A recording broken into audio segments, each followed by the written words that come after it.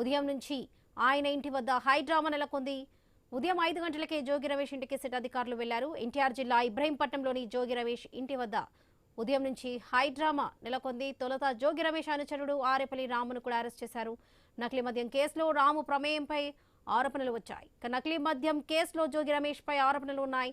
ఆయన ప్రోద్బలంతోనే నకిలీ మద్యం తయారు చేసినట్లుగా ఈ కేసులో A1 నిందితుడిగా ఉన్న అద్దెపల్లి జనార్దన్ రావు పోలీసులకు వాంగ్మూలం ఇచ్చారు. జోగి రమేష్ కు నోటీసులు ఇచ్చి ఎక్సైజ్ పోలీసులు అరెస్ట్ చేశారు. విజయవాడ సిట్ ఆఫీస్ కు తరలించారు జోగి రమేష్ ని.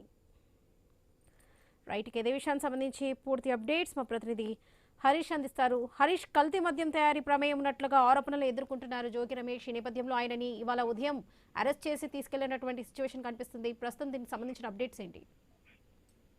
లక్ష్మి, మద్యం సంబంధించినటువంటి కేసుకు సంబంధించినటువంటి వ్యవహారంలో కూటమి ప్రభుత్వం అధికారంలోకి వచ్చిన తర్వాత పెద్ద ఎత్తున మద్యంకు సంబంధించినటువంటి అంశాలపైన కూడా విచారణ చేయించడం, అదేవిధంగా గత ప్రభుత్వంలో అంటే వైసీపీ ప్రభుత్వ హయాంలో జరిగినటువంటి మద్యం అమ్మకాలకు సంబంధించినటువంటి వ్యవహారం ఒక ఎత్తైతే, ఇప్పుడు కల్తీ మద్యానికి సంబంధించినటువంటి వ్యవహారం పైన కూడా పెద్ద ఎత్తున చర్చ జరుగుతున్నటువంటి సిచ్యువేషన్ మనం చూస్తున్నాం. సో ఇప్పుడు ఈ వ్యవహారం రాజకీయంగా కూడా పెద్ద ఎత్తున దుమారాన్ని రేపుతున్నటువంటి నేపథ్యంలో కల్తీ మద్యం గోడౌన్లను గుర్తించడం, ఆ గోడౌన్ల వద్దకు స్వయంగా జోగి రమేష్ స్వయంగా వెళ్ళటం, అక్కడ గోడౌన్లో ఉన్న విషయాన్ని ఆయనే వెలుగులోకి తీసుకొచ్చినటువంటి అంశం, ఇదంతా కూడా రాజకీయంగా కూడా పెద్ద ఎత్తున దుమారానికి కేంద్రమైనటువంటి నేపథ్యంలో ఇప్పుడు ఈ వ్యవహారం పైన మాజీ మంత్రి వైఎస్ఆర్ కాంగ్రెస్ ప్రభుత్వ హయాంలో మంత్రిగా పనిచేసినటువంటి జోగి రమేష్ ఇప్పుడు ఆయన్ని పోలీసులు సిట్కి సంబంధించినటువంటి టీం అరెస్ట్ చేయటం, ఆయనకు సంబంధించి కేసుకు సంబంధించినటువంటి అంశాల్లో భాగంగా జనార్దన్ ఎవరైతే ఉన్నారో ఆయన ఇచ్చినటువంటి వాంగ్మూలం మేరకు జోగి రమేష్ పేరు చెప్తాం, ఆయన అరెస్ట్ చేయటం, మొత్తం ఎపిసోడ్ అంతా కూడా రాజకీయంగా కూడా గత కొద్ది రోజులుగా కూడా చర్చనీయాంశంగా మారింది. ఇదే విషయం పైన అనేక సార్లు స్వయంగా జోగి రమేష్ కూడా మీడియా ముఖంగా కూడా సవాల్ చేసినటువంటి సిచ్యువేషన్ ఉంది.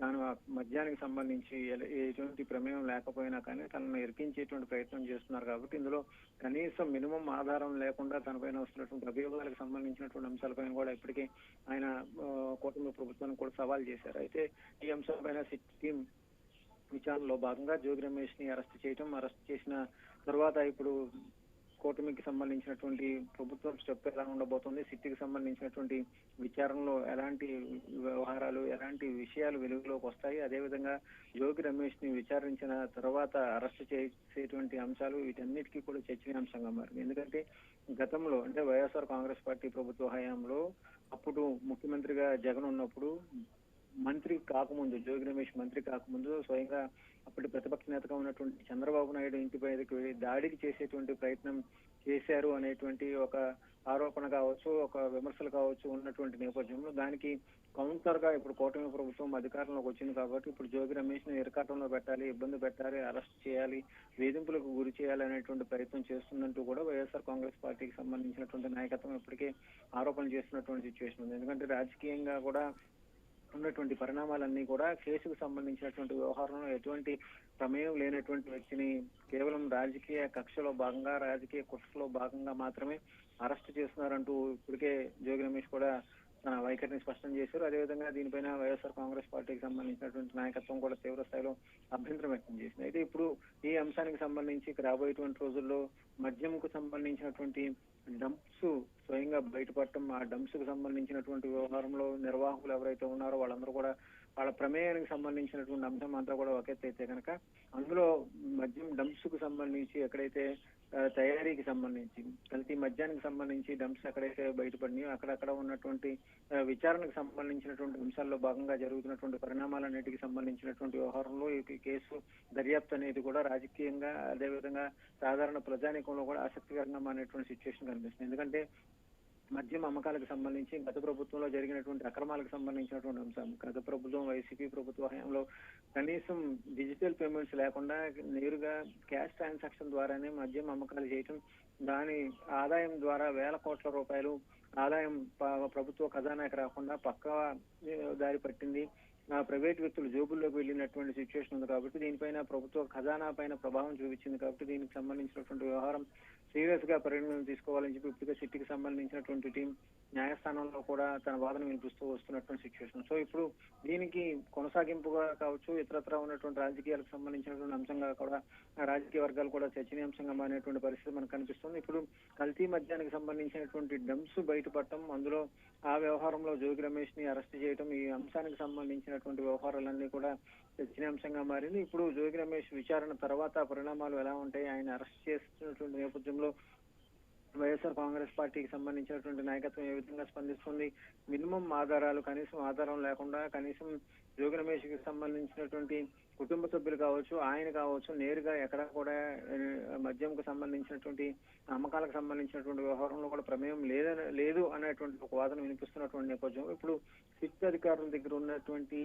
ఆధారాలు ఏమిటి, ఆ ఆధారాలను బేస్ చేసుకుని ఇప్పుడు జోగి రమేష్ ని ఏమని ప్రశ్నిస్తారు, ఆ ప్రశ్నలకు సిట్ అధికారులు ఎంతవరకు సంతృప్తి చెందుతారు, దీనికి సంబంధించినటువంటి ఆధారాలు, పూర్తి స్థాయిలో ఆధారాలు తీసుకున్న తర్వాతే సిట్టికి సంబంధించినటువంటి యంత్రాంగం అరెస్టులకి దిగుతుందనే విషయం ప్రత్యేకించి చెప్పాల్సినటువంటి సిచ్యువేషన్ లేదు. అయితే ఈ విషయంలో రాజకీయ కోణం ఎక్కువగా కనిపిస్తున్నటువంటి నేపథ్యంలో రాజకీయంగా ఈ కేసుకు సంబంధించినటువంటి దర్యాప్తుకు సంబంధించినటువంటి వ్యవహారాలను ఎలా పరిగణలో తీసుకుంటారు, రాబోయేటువంటి రోజుల్లో ఈ కేసుకు సంబంధించినటువంటి వ్యవహారంలో మరికొంతమంది వైఎస్ఆర్ కాంగ్రెస్ పార్టీకి సంబంధించినటువంటి నాయకులు ప్రమేయం ఉండేటువంటి అవకాశం ఉందనేటువంటి ఒక ప్రచారం కూడా జరుగుతున్నటువంటి నేపథ్యంలో ఇది కేవలం రాజకీయ పరంగా వస్తున్నటువంటి ఆ కుట్రలో భాగంగా జరిగేటువంటి కేసుకు సంబంధించినటువంటి విచారణ, లేదంటే నేరుగా ఇందులో ఆ పార్టీకి సంబంధించి జోగి రమేష్ కావచ్చు, ఇతరత్ర ఉన్నటువంటి వైఎస్ఆర్ కాంగ్రెస్ పార్టీకి సంబంధించినటువంటి నాయకత్వానికి కావచ్చు, వీళ్ళందరికీ కూడా నేరుగా ప్రమేయం ఉంది లేనిది అనేది కూడా పూర్తిగా ఆధారాలు తీసుకోవాల్సినటువంటి సిచ్యువేషన్ ఉంటుంది. అయితే